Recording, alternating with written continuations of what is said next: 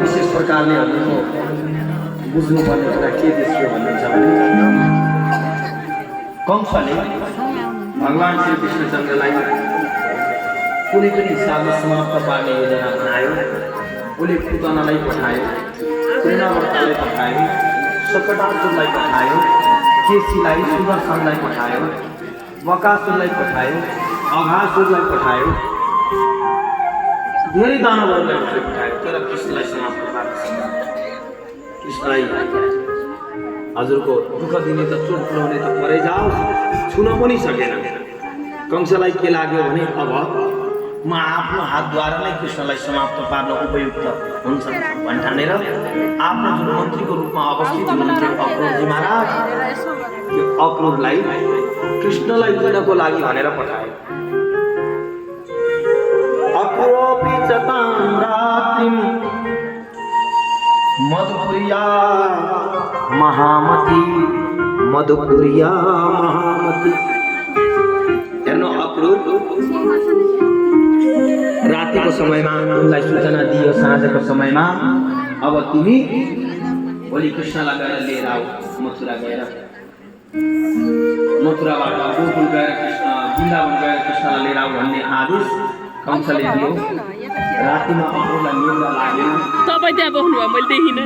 निद्रा लागेन, उसितमा रथास्ताय बिहान उठे, गुरुलाई उसितमा रथास्ताय रथमा उठे, पुरै नन्दको पुरम नन्द बाबाको घरतर्फ उनी प्रस्थान गरे।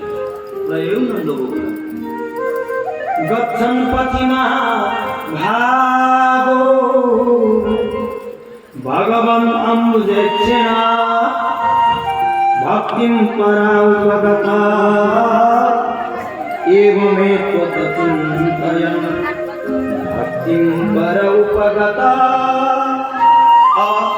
भगवान श्री नारायण को भक्तिले रखिएका व्यक्ति उनी कृष्णको उपासना गर्दै भक्ति रूपी रथमा सवार भएर एतमेतत् चिन्तयन्, भित्रै मन मनमा चिन्तन गर्न थाले। किं मया चरितं भद्रं किं तपं परमं तपः किमाप्याप्यते दत्तं यद्रक्ष्यामि केशवम्। मैले पूर्वजन्ममा त्यस्तो के कर्म गरेको थिएँ जसको कारणले गर्दा आज परमब्रह्म परमात्मा भगवान श्री कृष्णको सुख दर्शनको सौभाग्य मैले प्राप्त गरेँ। आज कृष्णको दर्शन हुने भयो। त्यसले गर्दा ममै त धर्मवम मन्य उत्तम श्लोक दर्शन, मेरो लागि दुर्लभ थियो कृष्णको दर्शन। तर आज कंसले ममाथि बडा ठुलो उपकार गरेको छ। किन भन्दा संसारका मालिक परमब्रह्म परमात्मा भगवान कृष्णको दर्शन गर्ने सुखद सौभाग्य मैले आज प्राप्त गरेँ भनेर अक्रूर भित्र बडा खुसी भए, आनन्दित भए। र मेरो कुल धर्म धन्य छ, मेरा माता पिता धन्य छन्, मेरा इष्टमित्रहरू धन्य जो श्री कृष्णको दर्शन गर्ने सौभाग्य आज मैले पाएँ भनेर आफूलाई कृत्य मानिस ठाने।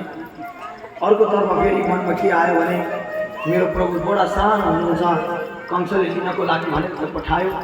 कहीँ म परमात्माबाट त अपराध गरेर अपराधी त म बनेको छैन भन्ने विषय पनि मान्नु।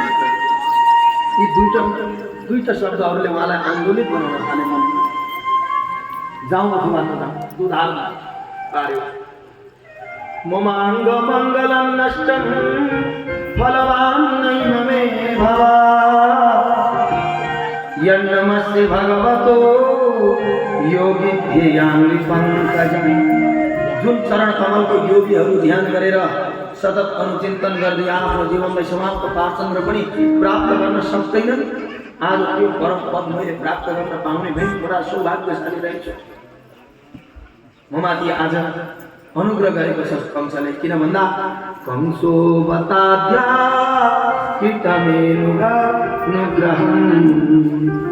दक्षिण पदमं प्रीतो नुना हरि पितावतारस्य दुरन्तयं तमा पूर्वे तरण्यन्न मखण्ड लत्पिसः कंसो बताद्याकृतमेत्यनुग्रहम्।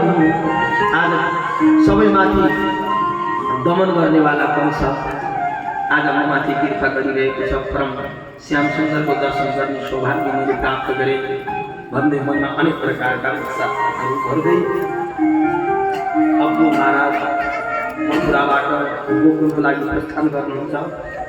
गोकुल र मथुराको दूरी भन्नुहुन्छ भने जम्मा 12 किलोमिटर हो। तर बिहानै सूर्य उदय हुनुभन्दा पूर्व उठ्नुहुन्छ, स्नानादिहरू सकिसकेर रथमा बस्नुहुन्छ, भगवान् कृष्णको स्मरण गर्दै गर्दै बाटैभरि। अनि उहाँ साँझको समयमा गोधूलीको बेलामा गोकुलमा पुग्नुहुन्छ।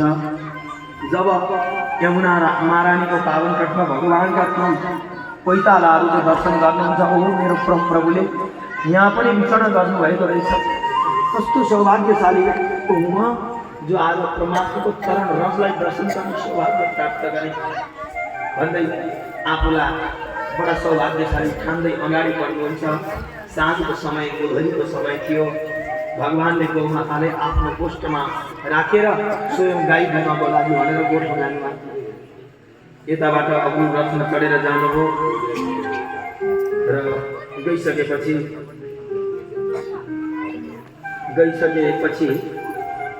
आफ्नो भगवान्को त्यो चरण रजहरू देख्नुभयो, बडा खुसी हुनुभयो। अनि म अलि जब कृष्णले मलाई देख्नेछन् त्यतिखेर मलाई मेरो चाचाजी भनेर पूर्ण सम्मान दृष्टिको साथमा जब मलाई अङ्कमान गर्नेछन् त्यतिखेर मेरो सम्पूर्ण राग र रोग, मेरा दुःख र मेरा अनन्त जन्मका विधि पनि कल्मसरूपले तत्कालमै समाप्त भएर जान्छन् भनेर मनमा गुनगुनाउँदै हुनुहुन्थ्यो। र त्यो भनिसकेपछि रामकृष्ण पुरीं नेतु चक्रुरं व्रजमागतम्, अब ब्रजमा पुग्नुभयो। गाई दुहनको लागि भगवान् गोष्ठमा जानुभएको थियो। आफ्नो अपुलाई देखेर परम उत्साहको साथमा एकदम आँखाहरू पनि बडा उत्साहित बनाउँदै भगवान् कृष्ण बलराम हे चाचाजी भन्दै अपुको सम्पस्त आउनुभयो र उहाँलाई अङ्गमाल गर्नुभयो। बडा कुराहरू सोध्नुभयो, मेरो आमा बुबाको हाल खबर के छ, सबै राम्रो कुराहरू सोधिसकेपछि सबै ठिक छ, राम्रो छ भनेर भनिसकेपछि अपुले भन्नुभयो, हे कृष्ण हे बलराम, म त हजुरलाई लिनको लागि भनेर आएको हुँ।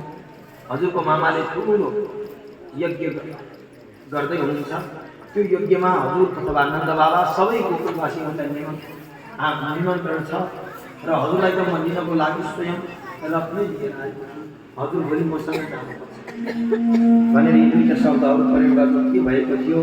कृष्ण राम्रो भन्नुहुन्छ, हे चाचाजी यी कुराहरू मेरो आमा र बुवालाई नसुनाइदिनुहोस्। उनले यी कुराहरू थप्न सक्छन्।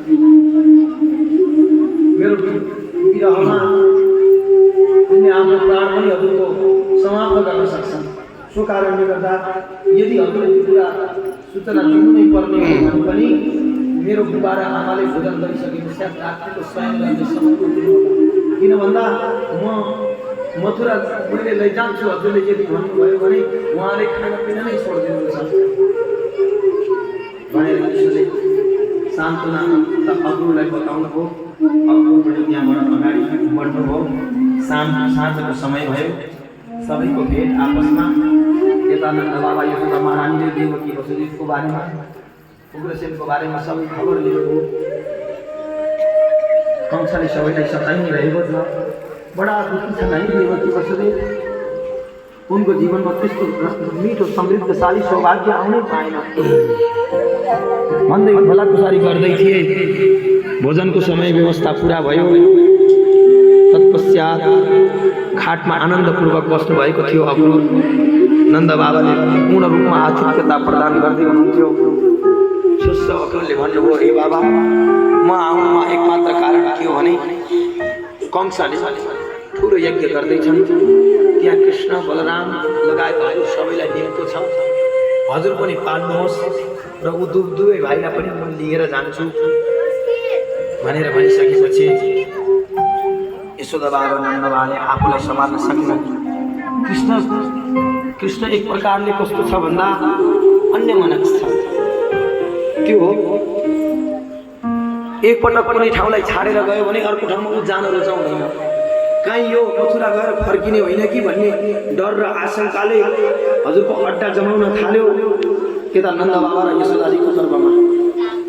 होइन हजुरले के भन्नुभएको छ कृष्ण र बलरामलाई लक्ष्य भन्दै हुनुहुन्छ कृष्ण बलराम यस्तो तत्त्व हुन् जो गइसकेपछि फेरि फर्कनै जान्दैनन्